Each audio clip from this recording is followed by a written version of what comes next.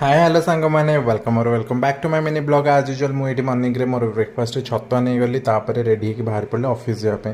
तो ये देखिपे मुझे पहुँची गली ऑफिस रे देन गली टी टी ब्रेक रे कहीं चा न पीले मुंड पूरा खराब हो जाए। तो ये टी ब्रेक रे आम टे हसा हसी होता आम 2-3 जन मिसिक चा पीऊ से कहते आम कहीं ब्लॉग रे देखुन निजक खाली देखो आम मैंने कौन देखा लायक नुह। तो से एमती कि कथार हसा हसी होता मो सांग गोटे गाड़ी किनी से आमको मिठा देता लंच ब्रेक होता लंच रे मो खिचड़ी आ बिले देता पोटल आलू कषा आउ गोटे सांग काकुड़ी देला।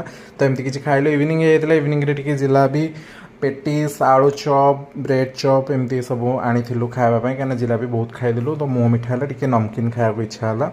तो ताको खाई पी सारिकी मु घरे पहुँचिकी फटाफट रेडी हो गली कहीं डांडिया नाइट थिला आज तो जीवार थिला।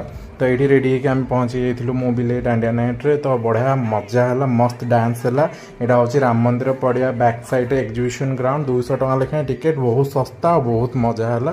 Thank you for watching bye.